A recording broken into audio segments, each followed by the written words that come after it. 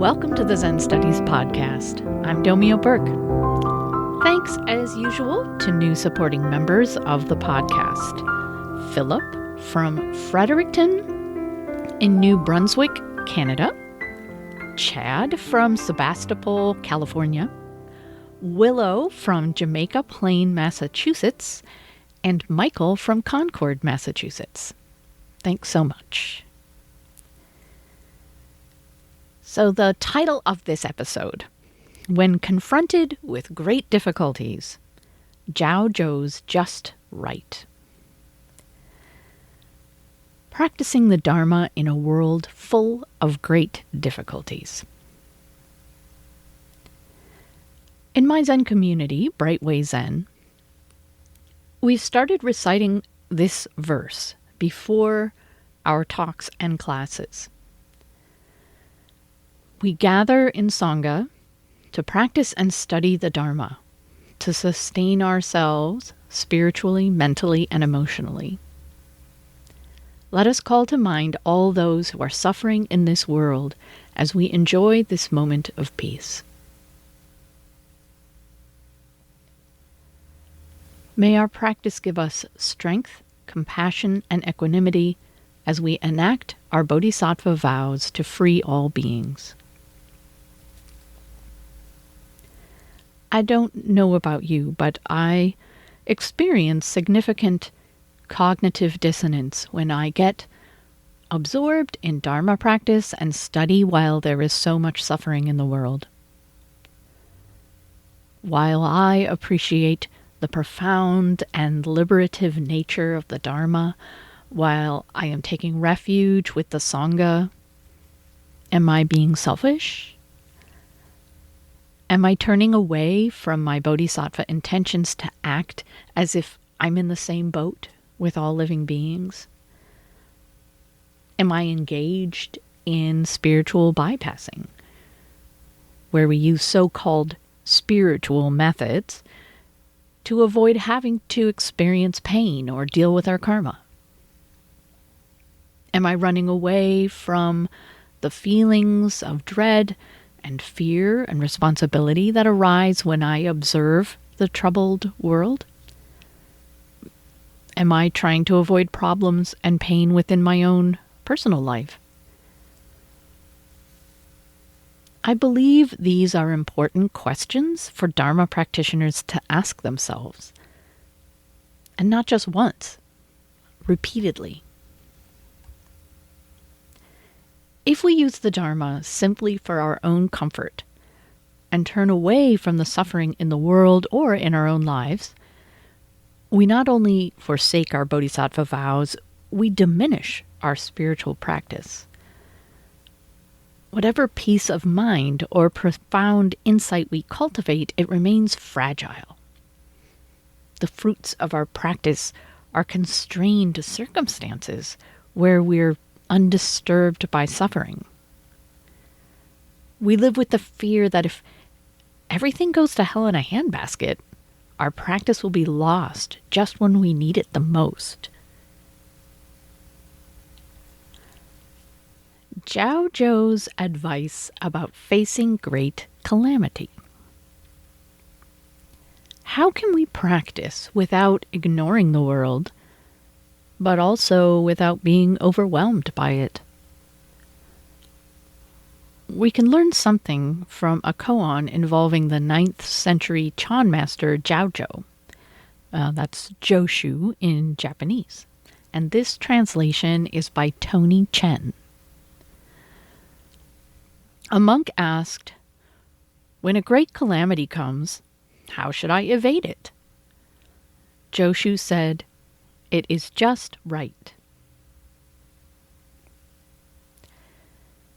So the monk here isn't asking a practical question about how to literally evade difficulty, how to, say, manage your life so you never suffer pain or misfortune, or how to organize the world so there's no injustice or strife or destruction in it. Those are very important matters to contemplate, of course. But they're not the concern of Zen. Our Dharma practice almost never provides us with practical answers when we have important decisions to make. But it does help us cultivate the best possible state of mind and heart for making good decisions. Through Dharma practice, we're hoping to find a way to live so whatever comes doesn't feel like a great difficulty or calamity. We want to attain a perspective, to master a way of being which will allow us to remain at least relatively calm and centered and strong no matter what happens. We want to be someone who isn't bothered, so we can respond to great difficulties in a wise and compassionate and skillful way. When trying to connect with a teaching, especially one that has been translated, it's sometimes helpful to explore the words used. And this exploration doesn't have to be a merely intellectual exercise. Instead, it can shine a light on your relationship to the teaching as you notice what arises in you in response to different words. Let's look at the two Chinese characters that make up Zhaozhou's response. So the first character and the actual characters are in the show notes for this episode on the Zen Studies podcast website. I will give my totally approximate Mandarin pronunciation from forvo.com for this character, which is Cha. And when I looked it up on the MDBG free online English to Chinese or Chinese to English dictionary, it defined this character as just, exactly, precisely, proper. And then the second character is, again, my totally approximate pronunciation, how. And it's defined on that dictionary website as good, appropriate, proper, or even the exclamation, all right. And then when I entered both characters together into the MDBG dictionary, it offered this. As it turns out,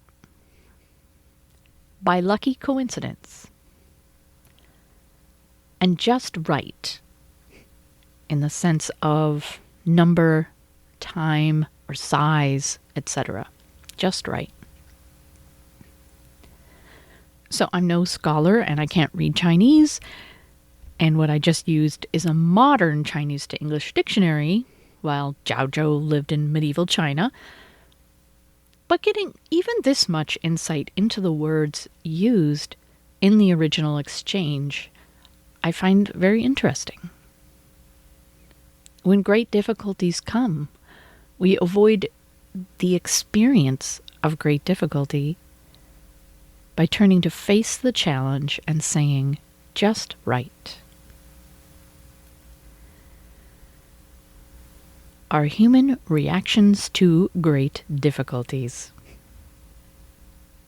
But what does it mean to respond just right when confronted with great difficulties and calamities?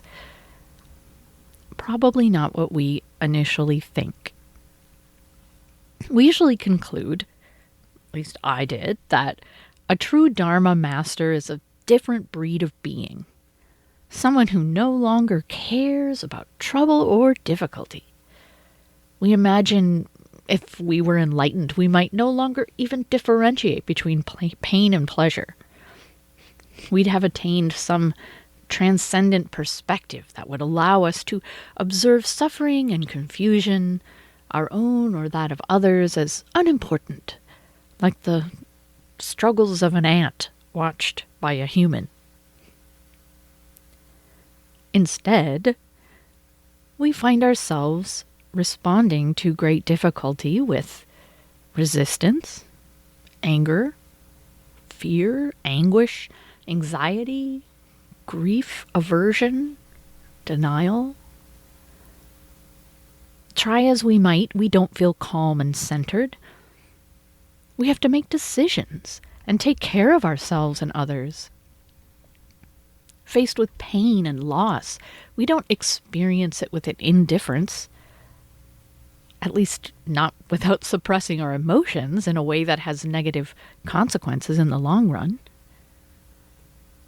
And we may have been blessed with profound moments in which the troubles of the world seemed distant, when the preciousness of this life seemed unadulterated by suffering. But then, when we witness the horrors of the world, our humanity calls us to respond with empathy and concern. We weep to see the hope in a child's eyes get snuffed out by oppressive circumstances, or natural beauty destroyed by greed. We feel outrage when we witness the abuse of others,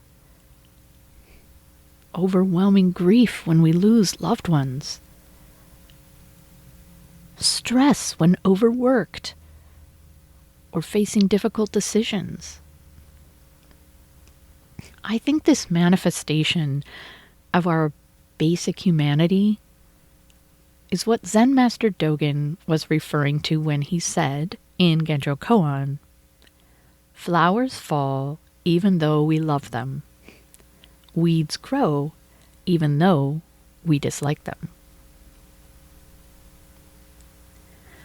The practice of just right. Practice doesn't transport us to a realm where we're indifferent to the beauty of flowers and blind to the negative impacts of weeds.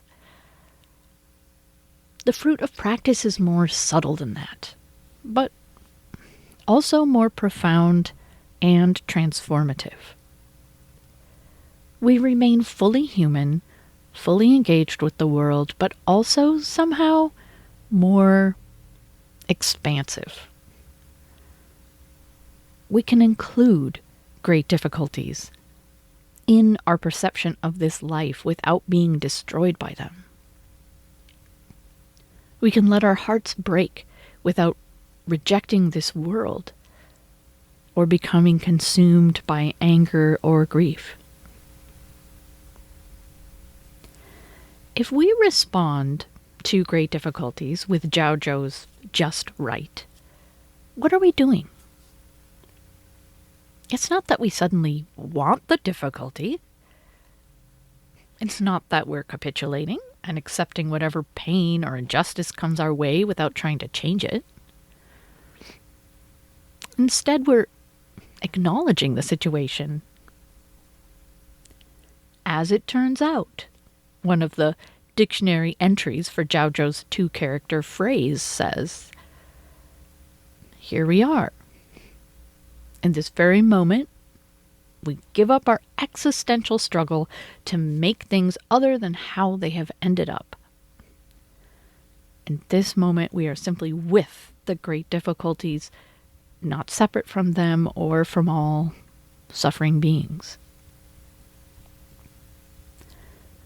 Think of a time in your own experience when you were able to shift your attitude about something challenging, transforming your situation from one of anguish and stress into one of greater spaciousness and centeredness. Although your circumstances didn't change, at least not immediately, you felt grounded in reality, liberated from unhelpful narratives, and better able to deal with what you were facing. What words would you use to describe that shift in attitude? Maybe just right sounds a bit too much, like you should suddenly be happy about the difficulties you're facing. Maybe okay better corresponds to your attitude shift. Personally, I like the phrase "this too," for representing what goes on in my heart mind when I manage to face difficulty without being overwhelmed. I recall the unconditional preciousness of reality with a capital R and remind myself that reality includes both the difficulty and my human reaction to it. The suchness of reality, the luminous, precious suchness, doesn't emanate from some separate, rarefied realm that exists separately from this world where nothing bad exists. Suchness isn't like that.